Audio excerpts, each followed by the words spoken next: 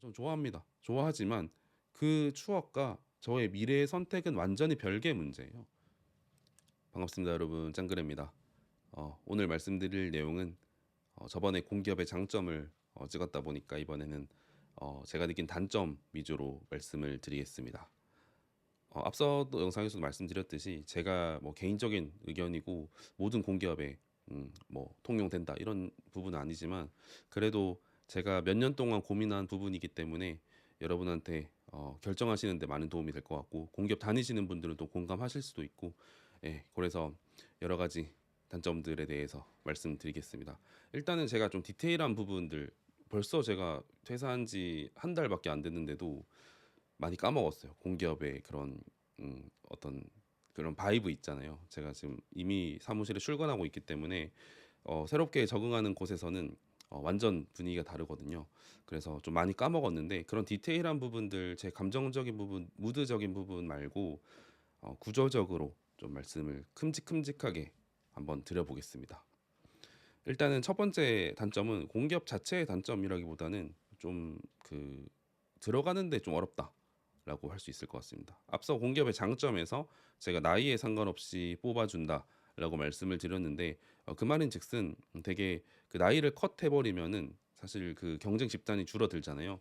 근데 그게 아니라 뭐 40대든 50대든 도전할 수 있기 때문에 그만큼의 경쟁률도 높고 그리고 뭐 NCS 기반 채용이라는 게 결국에는 경력이 굉장히 중요한 부분일 수밖에 없어서 갓 졸업한 특히 서울 경기권 대학생들한테는 사실 뭐 거의 무덤이나 다름없는 그런 경쟁률이라고 볼 수 있습니다. 저도 그런 경쟁률에서 많이 고생을 했었고 몇 년 전에 그렇게 해서 들어왔지만 일단은 좀 접근성 자체가 예전만큼 쉽진 않다. 그리고 많이 경쟁률 놀랐다라고 생각을 하고 또 워낙 공기업이라는 데가 이제 사이클을 타다 보니까 뭐 정부에 따라서 많이 채용했을 때, 많이 채용하지 않을 때, 그럴 때가 있는데 뭐 보수 정권에서는 확실히 좀 덜 채용하는 것 같아요. 그래서 그런 부분들에 있어서 좀 공기업에 들어가기 어렵다라는 게 사실 일단은 좀 일차적인 단점이고요. 이제 진짜로 그 공기업 자체의 단점에 대해서 말씀을 드리자면은 연봉적인 부분입니다. 제가 첫 번째 그 장점에서 연봉이 저는 높았다고 했는데 사실은 그건 저 얘기고요. 일반적으로 공기업 전반적으로 봤을 때 연봉이 뭐 아주 높다라고 할 수는 없고 더 중요한 것들은 이제 상승률이 너무 낮다는 것이죠.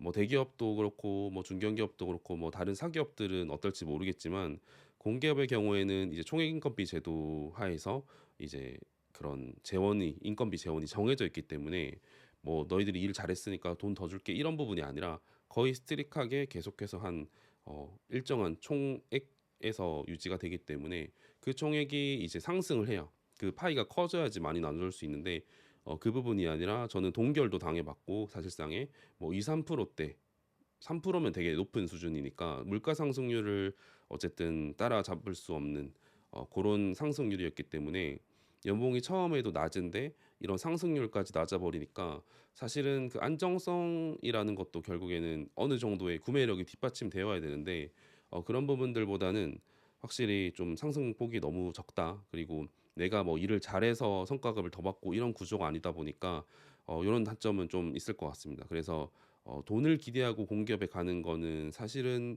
뭐 금융이나 뭐 에너지 공기업 정도를 제외하면은 사실상 좀 쉽진 않다. 대기업에서 많이 밀린다라고 보여지고요.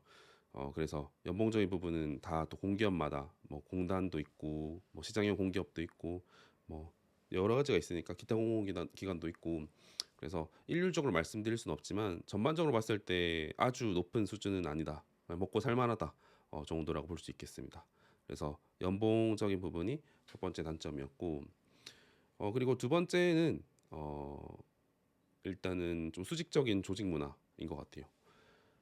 경직적이고 좀 스트릭한 문화인데 뭐 이거에 사실은 단점이라고 해야 되나라고 생각은 했어요. 왜냐하면 뭐 어쩔 수 없는 부분도 있거든요. 되게 큰 조직을 운영하기 위해서 수직적인 문화 그럴 수 있지라고 생각했지만 다시 생각해 보면 그거는 경영자의 마음이고 어쨌든 개인의 직원에서 말단 직원에서부터 시작하는 우리의 기준에서는 당연히 단점인 것 같습니다. 그래서 예전보다는 저희 회사 기준으로는 많이 나아졌고 좀 수직적인 거보다는 그래도 좀 서로 편하게 해주려고 하고 예전만큼 막 그 잔돌리기 문화라든지 제가 막 2010년대 그런 문화는 코로나 이후로 많이 없어진 것 같고 회식이나 이런 것들도 엄청 강요하는 분위기 그거는 사람 바이 사람이겠지만 부서 바이 부서겠지만 전반적으로 봤을 때는 문화가 막 그렇게까지 못 다닐 정도는 아니다라고 생각은 하는데 사실 요것도 제 기준에서 말씀을 드리는 게 저도 직장을 6년 정도 다녔으니까 사실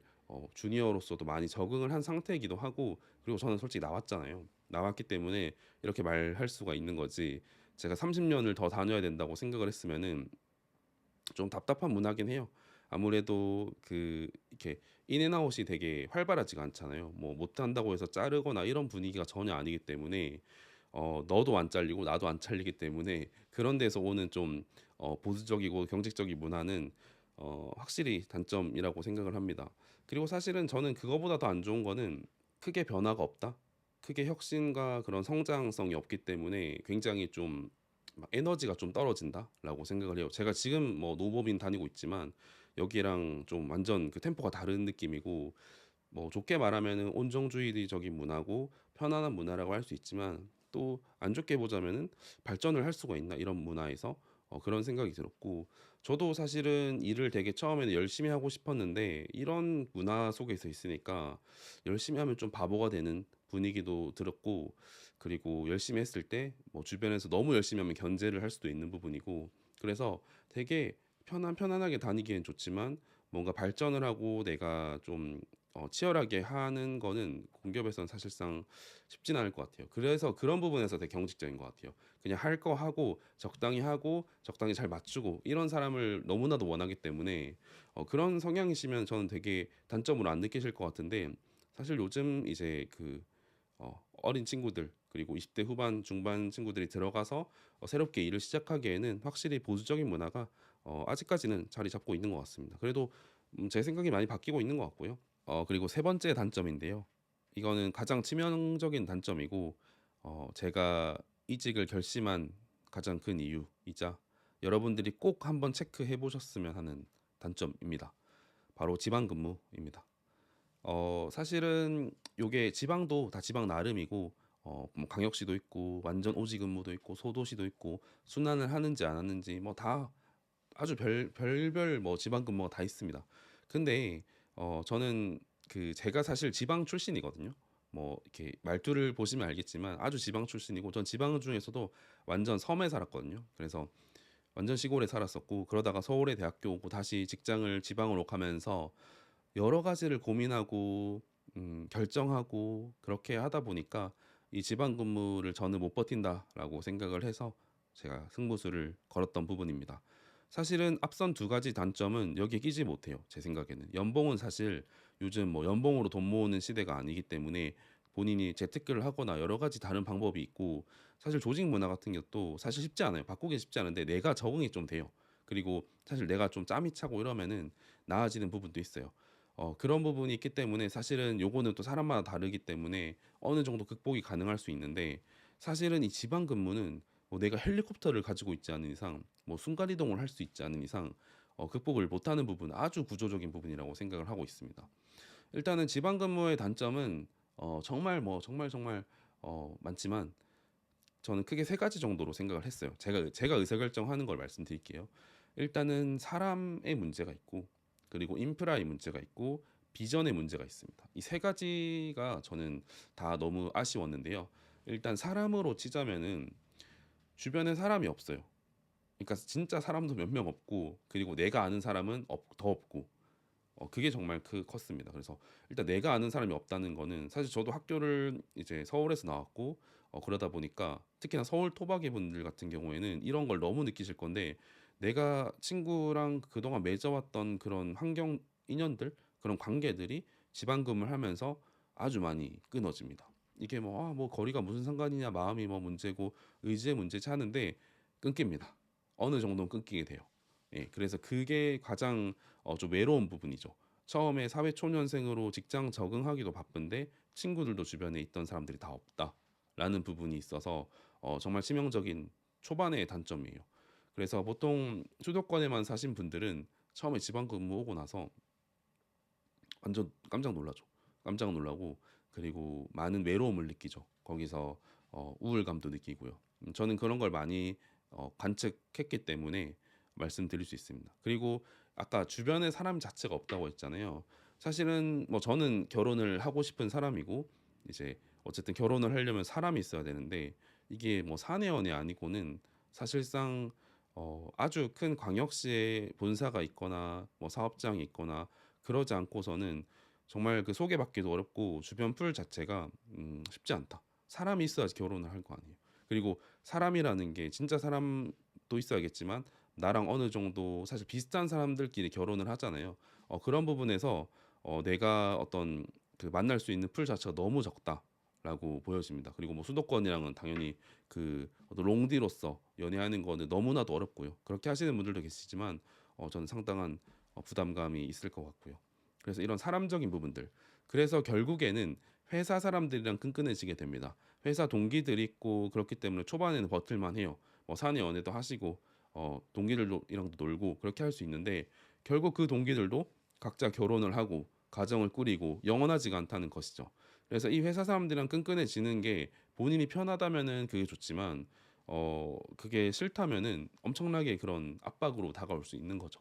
그래서 이런 사람적인 부분이 제가 지금 다시 서울에 올라오고 나서 엄청나게 많은 다시 변화가 생기는 걸 보면은 확실히 수도권이랑 그렇게 지방 근무하는 데서의 어떤 사람의 그런 차이는 정말 정말 크다라고 생각을 하고 사실 서울에 사는 것도 그런 부분이 큰 것 같아요.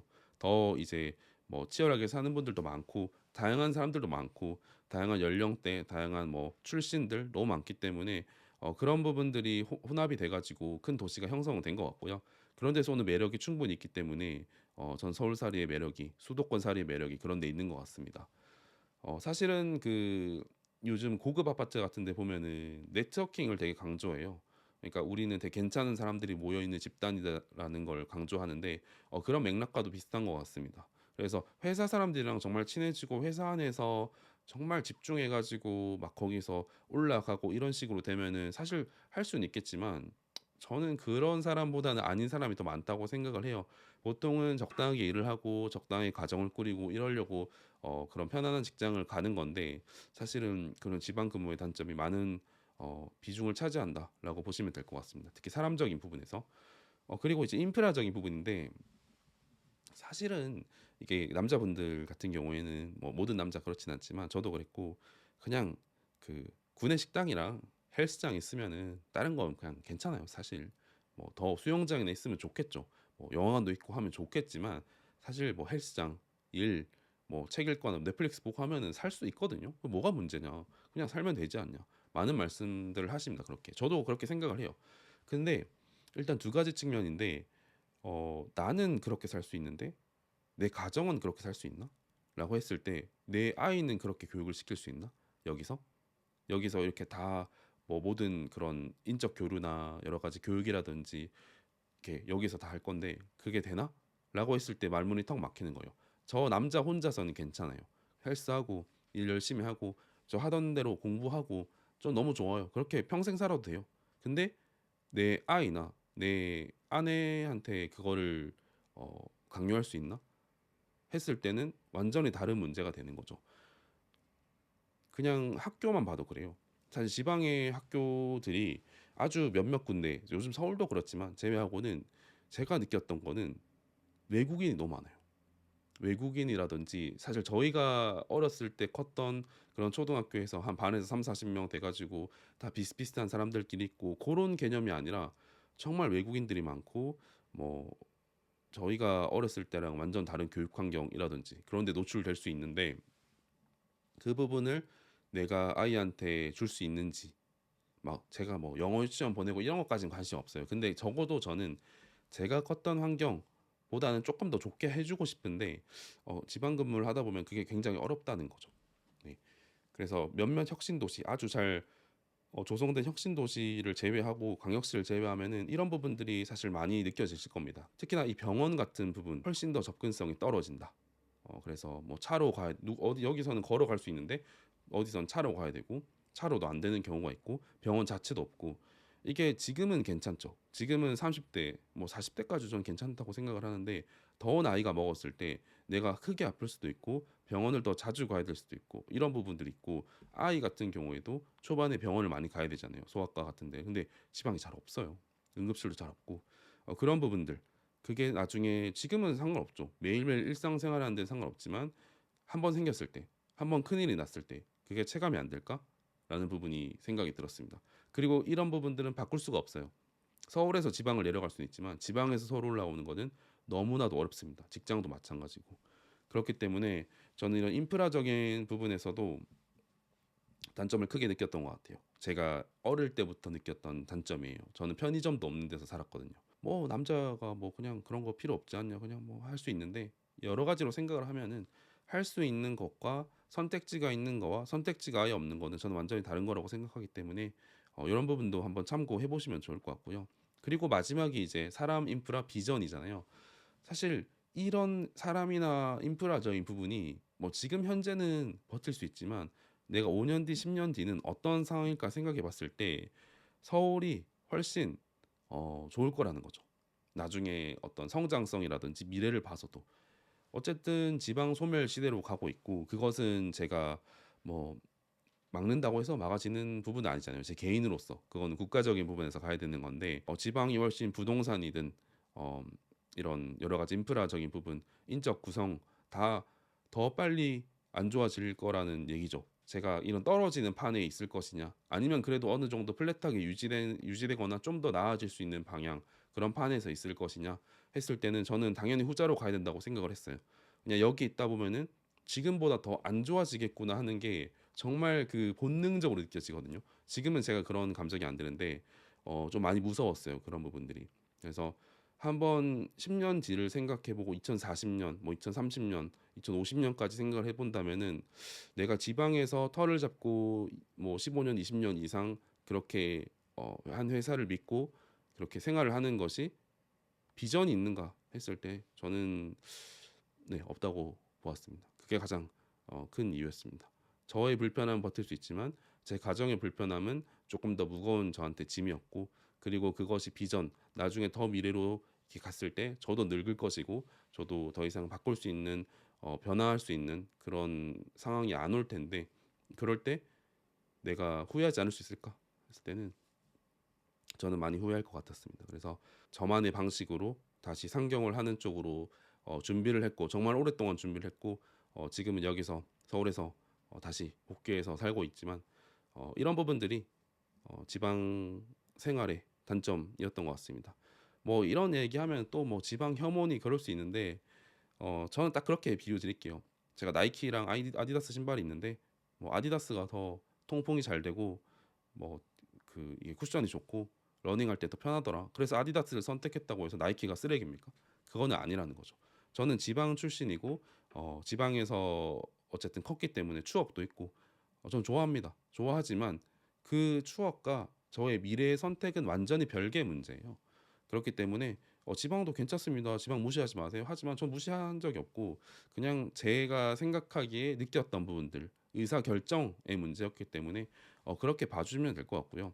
아마도 이런 부분들은 지방에서 특히 수도권에서 내려가신 분들 같은 경우에 많이 느끼실 겁니다. 공기업에 들어갈 건지 안 들어갈 건지 의사결정 하실 때도 그렇고 공기업 1, 2년 차 이런 분들한테도 많은 그런 고려 사항이 될 것 같아요. 그래서 사실 실제로 웃겼던 게 제가 이제 퇴사한다고 하니까 마지막으로 이제 후배들이랑 내가 공부할 때는 안 친해졌는데 마지막에는 그래도 얘기할 기회가 많으니까 이렇게 카페도 가고 하잖아요. 그 가보면은 저를 엄청 부러워해요. 엄청 부러워하고 제가 이미 그때는 단일 법인이 이제 확정된 상황이었거든요. 확정되고 이제 계약하고 다시 나왔기 때문에 그 퇴사를 했기 때문에 어디 있는지 알잖아요. 어디서 근무하세요 하면 뭐 여기서 합니다. 뭐 여의도에서 합니다. 이런 식으로 하면은 막 와 막 하면서 엄청 그 경애의 눈빛을 보내요. 그게 저는 가장 공기업 다니시는 분들한테 솔직한 감정이었던 것 같아요. 뭐 조직 문화라든지 연봉이라든지 어떤 이런 부분들보다도 본인들이 살아왔던 데서 떠나와서 지내고 있는데 이 선배는 그쪽으로 다시 가는구나 하는 그런 부러움 감정, 경외감 그게 많이 느껴졌습니다. 그래서 단점을 얘기 드린 게 정답은 아닙니다. 그래서 뭐 다른 단점들 있으시면은 달아주시고요. 전 디테일한 거는 생각이 안 나요. 왜냐면은 저도 뭐 회사에서 많이 싸우고 많이 힘들었고 뭐 상처도 많이 받았지만 솔직히 많이 치유가 됐어요. 그런 부분들이 나오면서. 그렇기 때문에 이런 큰 틀에서 말씀을 드렸고요. 이번 영상이 많은 도움이 되셨으면 좋겠습니다. 네, 오늘은 영상 여기까지 하겠습니다. 감사합니다.